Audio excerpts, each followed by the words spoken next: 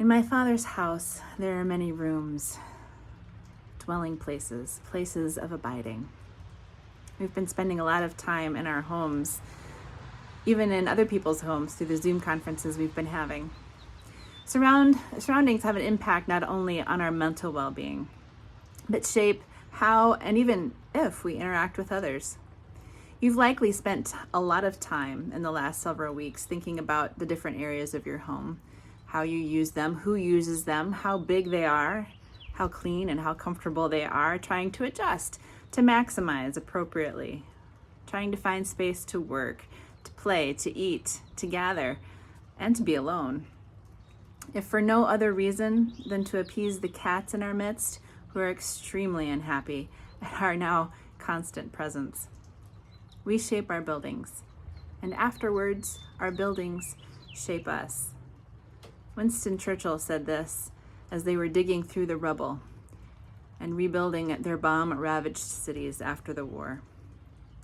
This week, there have been articles on how pandemics shape us. A pandemic in South Africa in 1901 produced a very aggressive, racially segregated community quarantine that became the precursor and blueprint for future segregated towns and communities in apartheid South Africa.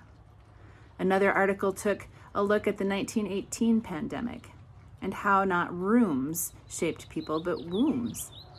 Children inside their mother's womb who got the flu were affected uniquely decades later. Asthma, heart disease, liver problems, based on which trimester their mother had had influenza. In the 1950s, cement apartment buildings were built in St. Louis. And there was something about the construct of the buildings and the space between them that led to so much crime, squalor, and racism that they had to be torn down 20 years later. After much research and various studies, architects, neuroscientists, and psychologists agree that successful building design is less about the shape of the building and more about making people feel they have some control in shaping their environment. That's a powerful insight that translates to a variety of contexts.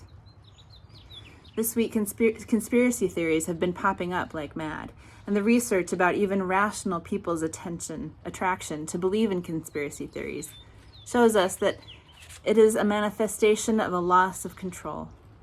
We feel powerless, ignorant, insignificant even to the changes going on around us, and so we look for an outside source to blame.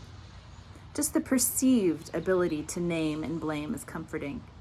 Even if deep down we know the conspiracy theory may not be true, the process of being able to speak, to name, and to blame, to have some kind of power is comforting. That's another powerful insight that translates well to a variety of other contexts. We're all frustrated by our current circumstances, and we're all affected differently. Some seem to have all the free time in the world, and others are burdened by more work than ever. Some don't seem to have to worry about having enough money to buy food, and others have no paycheck, no savings to draw on, and face losing everything. In times like these, we need to hold on to empathy. Empathy is what keeps us from becoming the monsters we think we would never become, individually and as a society, from the sins we commit in being self-absorbed and self-preservation. Empathy breaks through the fear that threatens to hold us up and divide us.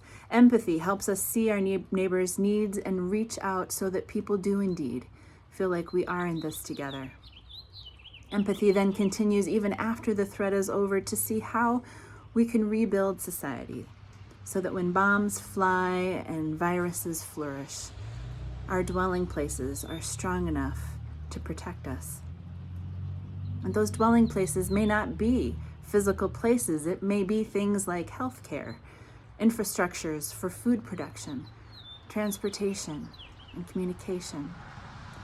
We have opportunities before us now to shape the world we live in ways we never would have been able to before. We have opportunities for control to make this world full of many different, healthy, sustaining, abiding places where we may experience the abundant life of God the life that God desires for us to know and to live. In my Father's house, Jesus said, there are many places of abiding. The Gospel of John is all about Jesus abiding with us. Over and over, we hear those words from Jesus. The kingdom, he says, is among you now, not just after we die.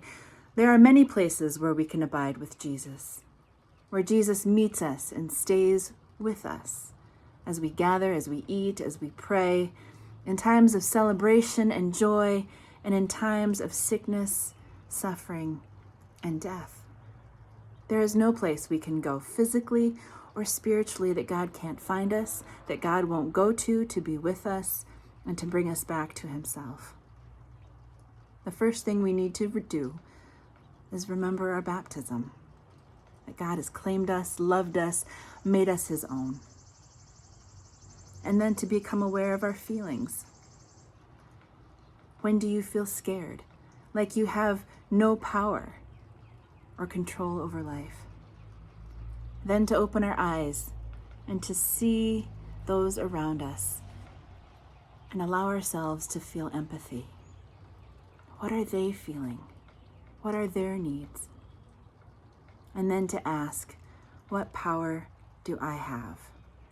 To be hospitable, to make the many dwelling places in our world reflect that gracious, relentless, abundant love of God. What capabilities do I have to help or to advocate if there is a widespread problem, or even just to let them know that I am thinking of them and that I see their need and I care? We don't have to have all the answers. If what God said is true, that we are living stones, then we are just one small part in creating safe places for all of us to live.